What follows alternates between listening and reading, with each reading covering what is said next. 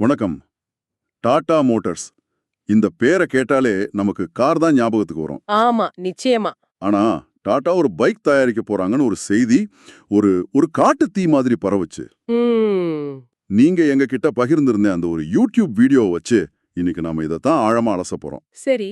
ஒரு வதந்தி எப்படி உருவாச்சு, அது ஏன் இவ்ளோ பெரிய தாக்கத்தை ஏற்படுத்துச்சு, இதுல டாடா கத்துக்க என்ன இருக்குன்னு எல்லாத்தையும் பார்க்கலாம். கண்டிப்பா. சரி, முதல்ல அந்த வீடியோல என்ன சொன்னாங்கன்னு பார்ப்போம். கிளாசிக் 125 அப்படிங்கிற பேர்ல ஒரு புது பைக் வரப்போகுதுன்னு சொல்றாங்க. அதுவும் பார்க்க ரெட்ரோ ஸ்டைல்ல சிம்பிளா இருக்கும், போட்டோ எல்லாம் போட்டு விளக்குறாங்க. ம். கேட்ட உடனே டாடாவா, பைக்கா அப்படின்னு ஒரு ஆச்சரியம் வருது இல்லையா? ஆச்சரியத்தை விட இது ஒரு மிகப்பெரிய செய்தி. யோசிச்சு பாருங்க.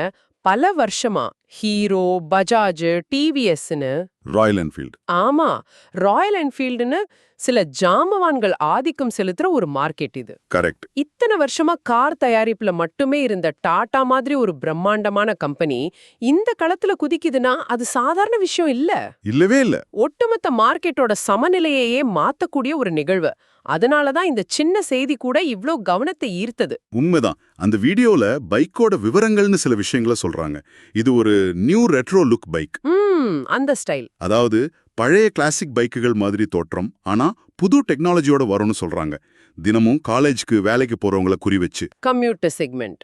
ஆமா, ரொம்ப சிம்பிளான பிளாட் சீட், குறைவான கிராபிக்ஸ்னு வடிவமைச்சிருக்காங்களாம். இந்த டிசைன் தேர்வு ரொம்ப புத்திசாலித்தனமானது.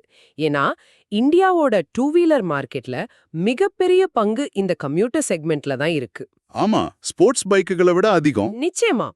ஸ்போர்ட்ஸ் பைக்குகள் க்ரூசர் பைக்குகளை விட அன்றாட பயன்பாட்டுக்கு எளிமையான ஆனா பார்க்க ஸ்டைலா இருக்கிற பைக்குகளுக்கு தான் இங்க வரவேற்பு அதிகம். கரெக்ட். அந்த வகையில இந்த வதந்திய உருவாக்கினவங்க சந்தையோட நாடி துடிப்ப சரியா கணிச்சிருக்காங்க. அந்த டிசைன் ஒரு பக்கம் இருந்தாலும் உண்மையான ஆட்டத்தையே மாத்தின விஷயம் அந்த விலையும் மைலேஜும் தானே.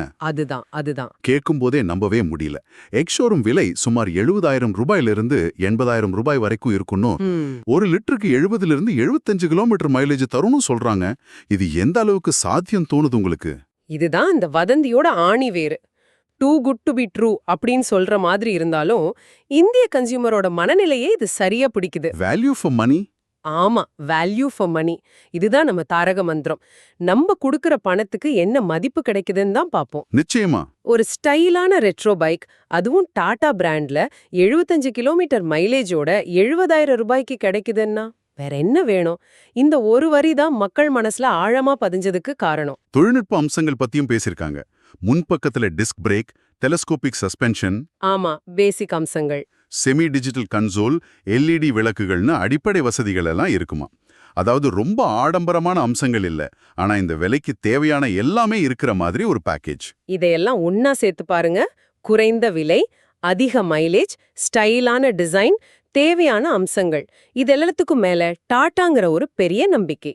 ஆமா, இது யாரோ ஒருத்தர் சும்மா கற்பனையில உருவாக்குன மாதிரி தெரியல. ஒரு கம்பெனி பல கட்ட மார்க்கெட் ரிசர்ச்க்கு பிறகு ஒரு தயாரிப்பை எப்படி அறிமுகப்படுத்துமோ அந்த அளவுக்கு கச்சிதமான திட்டமிடலோட இந்த வதந்தி பரப்பப்பட்டிருக்கு. சரி. இந்த பைக் பத்தின டிசைனு, விலை எல்லாமே பக்காவா பிளான் பண்ண மாதிரி இருக்கு. ஆனா அசல் ஆச்சரியமே மக்கள் இதுக்கு கொடுத்த வரவேற்புல தான் இருக்கு இல்லையா? அப்சல்யூட்லி. அந்த வீடியோவிலேயே சொல்றாங்க, சோஷியல் மீடியால சிங்கம் களம் இறங்கிடுச்சு, இனிமே டாடா தான் அப்படின்னு ஒரே கொண்டாட்டமா இருந்திருக்கு. அந்த வீடியோ தொகுப்பாளரோட நண்பரே, மச்சான் டாடா பைக் வந்தா நான் உடனே வாங்க போறேன்டான்னு சொன்னதா சொல்றாரு. நிச்சயமா. அந்த வரவேற்பு அது வெறும் ஒரு புது பைக்குக்கானதில்ல. அது டாடாங்கிற பிராண்ட் மேல மக்கள் வச்சிருக்கிற ஆழமான நம்பிக்கையோட வெளிப்பாடு. கரெக்ட். பல வருஷங்களா பாதுகாப்பான கார்களை ஒரு சரசமான விலையில கொடுத்து டாடா ஒரு தனி இடத்தை பிடிச்சிருக்காங்க.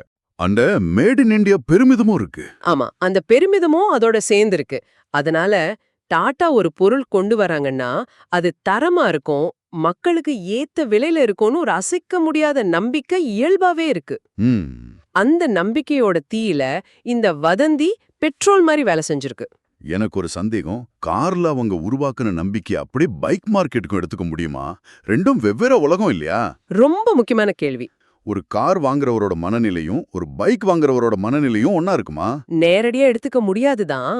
ஆனா அந்த பிராண்டோட அடிப்படை குணம், அதாவது பாதுகாப்பு, தரம், நம்பகத்தன்மை, இது எல்லா துறைக்கும் பொருந்தும். சரி. மக்கள் என்ன நினைக்கிறாங்கன்னா, டாடா காருக்கே இவ்ளோ பாதுகாப்பு கொடுக்கறாங்க, அப்ப பைக்லயும் தரம் குறையாது அப்படின்னு தான். ஓ, அந்த நம்பிக்கை டிரான்ஸ்ஃபர் ஆகுது. ஆமா. இன்னொரு விஷயம், டாடா கம்பெனி நடுத்தர வர்க்கத்தோட தேவைகளை புரிஞ்சுகிட்ட ஒரு நிறுவனமா பார்க்கப்படுது. அதனால அவங்க பைக் கொண்டு வந்தா அது நம்ம பட்ஜெட்டுக்குள்ள நல்ல மைலேஜோட தான் இருக்கும்னு மக்கள் நம்புறாங்க. இந்த மனநிலை தான் இவ்ளோ பெரிய வரவேற்புக்கு காரணம். அப்போ ஒரு பெர்ஃபெக்ட்டான பைக்கு, அதுக்கு மக்கள் மத்தியில ஒரு பயங்கரமான வரவேற்பு, மார்க்கெட்டுக்கு வர்றதுக்கு முன்னாடியே ஒரு பெரிய எதிர்பார்ப்பு, எல்லாம் ஒரு வெற்றி படத்துக்கான ஸ்கிரிப்ட் மாதிரி இருக்கு. ஆமா. ஆனா இங்க தான் கதையில ஒரு பெரிய திருப்பம் வருது. அந்த யூடியூப் வீடியோவோட இறுதியில தொகுப்பாளர் ஒரு குண்ட தூக்கி போடுறாரு. ஆமா.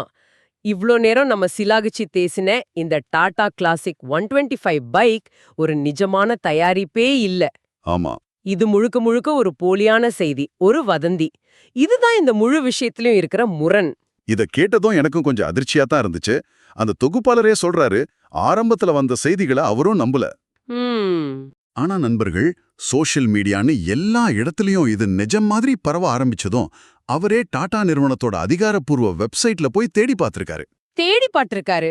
ஆனா அப்படி ஒரு அறிவிப்போ ஒரு சிறு குறிப்பு கூட இல்ல. டாடா கம்பெனி இப்போதைக்கு கார் தயாரிப்புல மட்டும்தான் முழுமையா கவனம் செலுத்துறாங்க. அதுதான் நிதர்சனம். சரிதான். அந்த வீடியோல காட்டுற பைக் போட்டோ கூட வேற ஒரு கம்பெனியோட கான்செப்ட் மாடல் போட்டோவை மாத்தி டிசைன் பண்ணதுதான். அப்படியா? ஆமா. அப்போ இல்லாத ஒரு பைக்க பத்தி இல்லாத ஒரு செய்திய வச்சு எப்படி இவ்ளோ பெரிய அலைய உருவாக்க முடிஞ்சது? இதுதான் நாம கேட்க வேண்டிய கேள்வி. அதுதான் எனக்கும் புரியல. இது ஒரு வதந்தின்னு தெரிஞ்சதும் மக்களுக்கு கோவம் வரலையா? ஏமாந்துட்டோம்னு நினைக்காம டாடா வந்தா நல்லா இருக்கும்னு எப்படி இன்னும் பாசிட்டிவா பேசுறாங்க? That's what I don't get. நீங்க கேக்குறதுல ஒரு நியாயம் இருக்கு. ஆனா இங்க நடந்தது என்னன்னா, மக்கள் அந்த வதந்திய ஒரு செய்தியா பார்க்கல, அவங்களோட விருப்பத்தோட பிரதிபலிப்பா பார்த்தாங்க. ஆ? இந்த நிகழ்வு மார்க்கெட்ல இருக்கிற ஒரு பெரிய வெற்றிடத்தை நமக்கு வெளிச்சம் போட்டு காட்டுது. அதாவது நம்பகமான ஒரு இந்திய பிராண்ட் கிட்ட இருந்து ஸ்டைலான அதிக மைலேஜ் தர்ற சரசமான விலையில ஒரு பைக் வரக்கூடாதான்னு மக்கள் மனசுல ஒரு பெரிய ஏக்கம் இருக்கு. சரி. இந்த வதந்தி அந்த ஏக்கத்துக்கு ஒரு உருவம் கொடுத்துச்சு. அதனால அந்த உருவம் கலைஞ்சதும் கோபப்படாம அந்த ஏக்கத்தை மக்கள் தொடர்ந்து வெளிப்படுத்துறாங்க. அப்போ இத ஒரு வெறும் வதந்தின்னு கடந்து போகாம இதுக்குள்ள ஒரு பெரிய மார்க்கெட் வாய்ப்பு ஒளிஞ்சிருக்குன்னு சொல்றீங்களா? மிகச் சரியா சொன்னீங்க. யோசிச்சு பாருங்க, ஒரு நிறுவனம் பல கோடிகளை செலவு செஞ்சு ஒரு பெரிய ஏஜென்சிய வச்சு எங்க பிராண்டுக்கு பைக் மார்க்கெட்ல வரவேற்பு இருக்குமா, மக்கள் எந்த மாதிரி பைக்கை எதிர்பார்க்கறாங்க அப்படின்னு ஒரு சர்வே நடத்தும். ஆமா, ரிசர்ச் பண்ணுவாங்க. ஆனா இங்க ஒரு யூடியூப் வீடியோவும் மக்களின் ஆர்வமும் அந்த முழு வேலையை டாடாவுக்கு இலவசமா செஞ்சு கொடுத்துருச்சு. This isn't just a rumor, it's the most honest focus group report Tata will ever get and they didn't even have to ask for it. நீங்க சொல்றது ஒரு பக்கம் சரிதான். ஆனா இதுல டாடாவுக்கு ஒரு ஆபத்து இருக்கு இல்லையா? என்ன மாதிரி? இப்போ மக்கள் மனசுல ஒரு பைக், ஒரு வேலை, ஒரு மைலேஜ்னு ஒரு பிம்பம் ரொம்ப ஆழமா உருவாகிடுச்சு. ஒருவேளை டாடா உண்மையிலேயே ஒரு பைக் கொண்டு வந்தா அது இந்த எதிர்பார்ப்பு பூர்த்தி செய்யலனா அதுவே அவங்களுக்கு ஒரு பெரிய பின்னடைவாயிடுமா? Absolutely. இது ஒரு கத்தி மேல நடக்கிற மாதிரி தான். இந்த வதந்தி டாடாவுக்கு ஒரு பெரிய வாய்ப்பையும் கொடுத்திருக்கு, அதே சமயம் ஒரு பெரிய அழுத்தத்தையும் கொடுத்திருக்கு. ஆமா. மக்கள் மனசுல இப்போ ஒரு பெஞ்ச்மார்க் செட் ஆயிடுச்சு. டாடா பைக்னா 70-80,000க்குள்ள இருக்கணும், 70 கிலோமீட்டருக்கு மேல மைலேஜ் கொடுக்கணும், பார்க்கவும் நல்லா இருக்கணும். ஆமா, அந்த எதிர்பார்ப்பு ரொம்ப அதிகம். இந்த எதிர்பார்ப்பை மீறி அவங்க ஒரு பிரீமியம் பைக்கையோ இல்ல மைலேஜ் குறைவான ஒரு பைக்கையோ கொண்டு வந்தா மக்கள் ஏமாற்றம் அடைய வாய்ப்பு இருக்கு.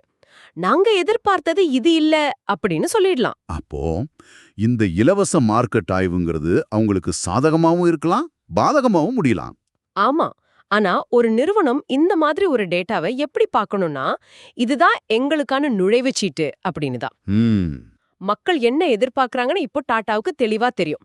அவங்க இந்த எதிர்பார்ப்புகளை பூர்த்தி செய்யற மாதிரி ஒரு தயாரிப்பை உருவாக்க முடிஞ்சா அவங்க மார்க்கெட்ல இறங்கும் போதே அவங்களுக்கு ஒரு மிகப்பெரிய ரசிகர் கூட்டம் தயாரா இருக்கும். முதல் நாள் முதல் காட்சியே ஹவுஸ்ஃபுல் ஆகிற மாதிரி. அதேதான். அந்த வீடியோல கூட ஒரு நம்பிக்கையோட தான் முடிக்கிறாங்க. இப்போ இந்த பைக் வரலனாலும் இதுக்கு கிடைச்ச வரவேற்பை பார்த்து டாடா நிறுவனம் எதிர்காலத்துல 2 வீலர் பிரிவுல நுழைய வாய்ப்பு இருக்குன்னு சொல்றாங்க.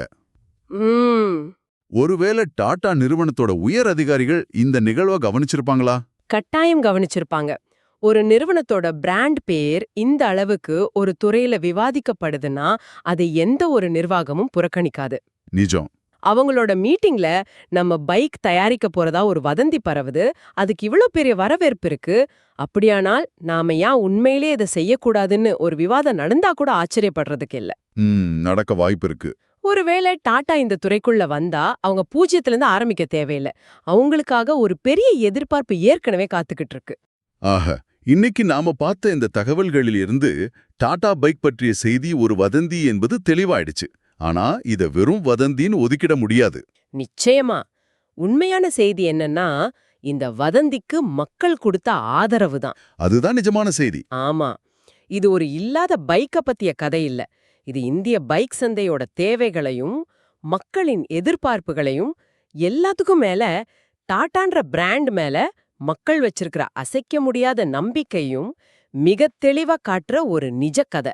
ம், அந்த நம்பிக்கை தான் ஒரு கற்பனையை சில மணி நேரங்கள்ல ஒரு நிஜமான அலையா மாத்திருக்கு. இப்போ உங்களுக்காக ஒரு சிந்தனை. நீங்க டாடா மோட்டார்ஸ் நிறுவனத்தோட தலைமை பொறுப்புல இருக்கீங்கன்னு கற்பனை செஞ்சுக்கோங்க. சரி. இந்த ஒட்டுமொத்த நிகழ்வையும் மக்களின் இந்த கட்டுக்கடங்காத ஆர்வத்தையும் ஒரு டேட்டாவா உங்க முன்னாடி வைக்கறாங்க. இத நீங்க எப்படி பாப்பீங்க? இது பைக் மார்க்கெட்குள்ள நுழையறதுக்கான ஒரு பச்சைக்கொடியா, இல்ல மக்கள் உருவாக்கி வச்சிருக்கிற இந்த இமயமலை அளவு எதிர்பார்ப்ப பார்த்து இது நமக்கு வேண்டான் ஒதுங்கி போறதுக்கான ஒரு எச்சரிக்கை மணியா? யோசிச்சு பாருங்க.